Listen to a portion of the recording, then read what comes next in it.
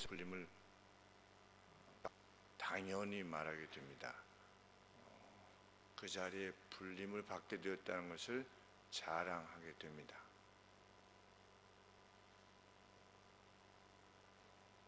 그런데 성경은 그런 불림에 대해서 매우 조심하라, 내 목에 칼을 두라, 아주 심각하게 또 진중하게 그것들에 대해서 그것이 지닌 위험에 대해서 인식하며 행하라. 그것이 지혜다. 이렇게 성경이 가르치는 말씀입니다. 내가 관원과 함께 높은 지위에 있는 사람, 다스리는 이와 함께 음식을 먹게 되거든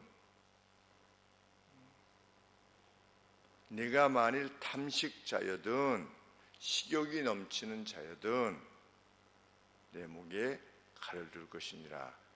야, 이게 좋은 기회가 되겠구나.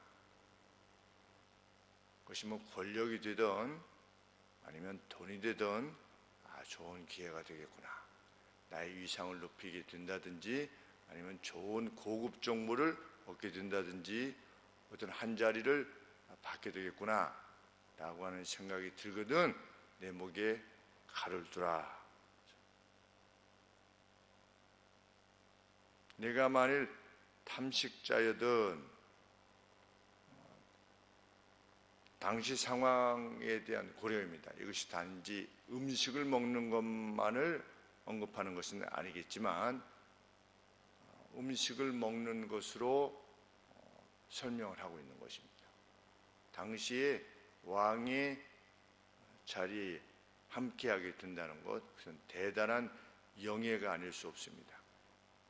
이익의 자리에 있는 것이고, 우리 무비보셋도 보면 늘 다윗의 식탁에 함께하였다. 그것은 대단한 영광이고 왕의 자리에 함께한다는 사실이 지닌 어떤 권세, 이것을 말하는 것이 아닐 수 없습니다. 네가 만일 탐식자여든 관원과 함께 음식을 먹게 되거든 조심해라, 이런 말씀이죠. 먹는 게 그렇게 뭐 중요하냐, 당연히. 그러나 우리가 조선시대에 왕이 먹었던 음식이 오늘 우리가 일상적으로 먹는 음식보다도 더 빈약한 것이었다라고 하는 연구 결과를 생각해 보면 왕의 진참보다도 지금이 더 뛰어난 것이다, 일상에 먹는 것이. 생각해 보면 그때 당시에 3000년 당시에 관원하고 음식을 먹게 되는 기회가 되어진다면 오늘 가서 좀 먹겠구나, 이런 생각을 하는 것이 그때 당시에는 너무나 귀한 기회가 되겠죠. 저도 어렸을 때 추석 때나 이런 추석 같은 명절이 되면 돈전 하나 먹는 것도 굉장히 귀한 일이었던 걸로 생각이 납니다. 돈전 먹을 때 요새 뭐 살 빼느라고 그렇지만 그때는 명절 때나 되어야 그것을 먹던 것이 이렇게 기억이 나는데, 그것도 대단히 기쁜 일이었음을 생각할 때 3000년 전에는 오죽 했었겠는가, 이런 생각이 듭니다.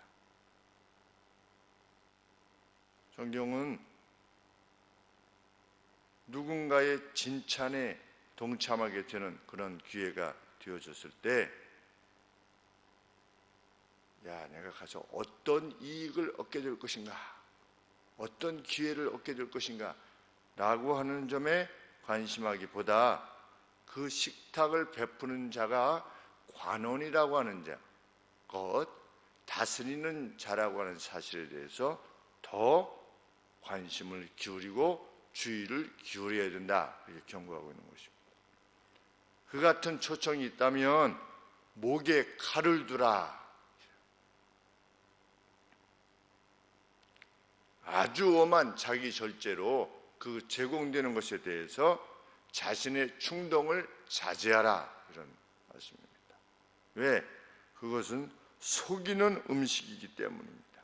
3절 말씀 하반절에 그것은 간사하게 베푼 식물이기 때문이다. Deceptive food라 그랬습니다. 속이는 음식이다. 잘 대해주는 것처럼 하면서 결국은 그 주권자의 권세를 강화시키려고 하는 의도를 지닌 그러한 자리라고 하는 사실을 결코 잊지 말아라.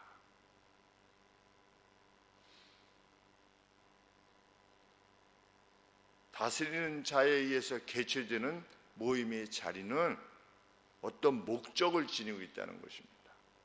그 목적은 주로 자신들의 정책을 지원해 달라고 하는 것이지요. 그래서 우리도 과거에 종교계 지도자들이 청와대 불림을 받게 된 것에 대해서 두고두고 욕을 하지 않습니까?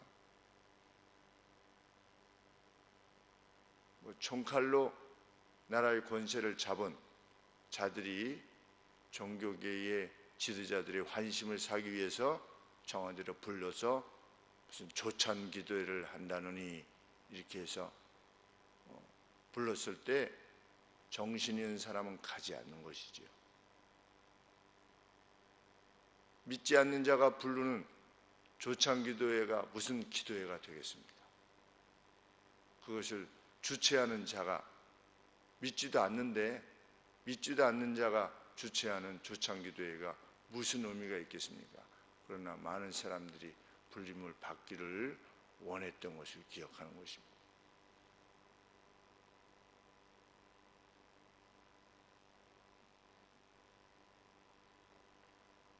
당신 나와 함께 하게 되면 좋은 것이 주어질 것이요, 권세를 부리게 되거나 돈을 벌 수 있는 그러한 자리가 될 것이요, 제안할 때에 하나님의 사람은 목에 칼을 둬라. 그럴수록 너 자신에 대해서 엄격해라. 탐욕에 여유를 주지 말아라. 모든 새로운 탐욕에 저항하라.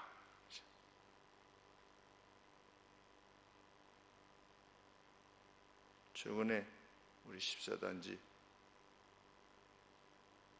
동대표 회의를 하는데 끝나고 나서 말씀을 나누는데 그 회장님 되시는 분이 과거 육군 항공대 대장 하셔서 한 30년간 헬기를 조종하신 그런 대장으로 예편하셨는데 말씀을 나누시다가 그런 얘기를 하셨습니다. 군사 제한 지역, 우리나라는 군사 제한 지역이 특별히 파주에 많이 있지 않았습니까? 지금 많이 풀리고 있는데 군사 제한 지역 그 해제를 요청하는 민간 사업자들이 이제 군에 해제 동의 요청을 하는 겁니다.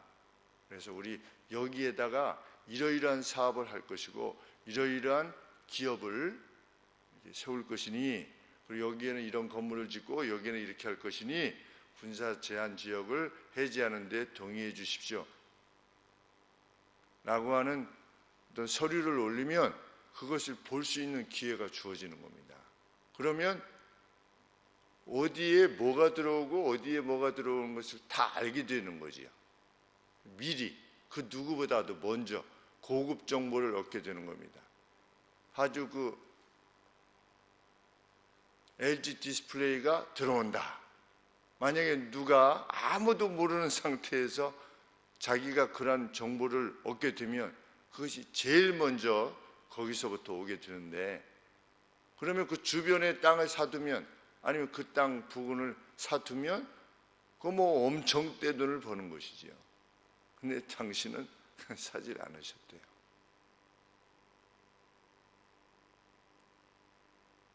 하나님을 모르시는 분임에도 불구하고 그것에 개걸스럽게 동참하지 않는 것입니다.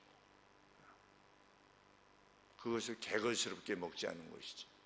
내부 정보를 통해서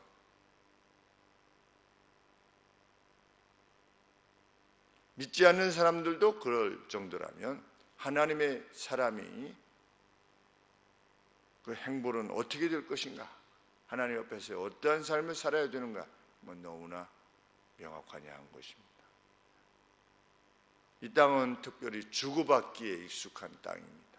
내가 하나 주면 또 저쪽도 하나 주는 그러한, 그래서 오죽했으면 김영란법이 발행이 되었겠는가 그런 생각을 하게 됩니다. 다른 이의 탐욕을 거두는 그러한 자리에 있는 것을 거부하는 사람 되라. 이 사람이 지혜자다. 내가 이렇게 해서 떼돈을 벌었다든지 이렇게 해서 쏠쏠이 재미를 봤다든지 하는 것은 그것은 결코 지혜자의 삶이 아니다. 나는 내가 주는 모든 물건을 하나도, 신을매 하나도, 신발짝 하나도 내가 취하지 아니할 것이다. 내가 훗날 저 아브라함이 부자가 된 것은 내가 그때 줘서 부자가 된 것이다 라고 하는 것을 나는 거부하길 원한다. 그래서 다 가져가라 라고 했던 아브라함의 어떤 신앙의 기계, 심지어 그것이 가난이라 할지라도 가난 가운데서도 하나님 옆에서의 순결함, 정직함, 진실함을 상실치 않아야 하는 것, 그것이야말로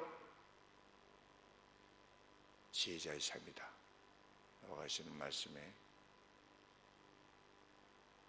귀를 기울여서 오늘도 성실한 수고로 살아가는 것, 그것이 하늘에 속한 자의 삶이라 믿고 그러한 자신에 대해서 긍지를 가지고 나아가는 저희들이 되기를 소원합니다. 기도하겠습니다.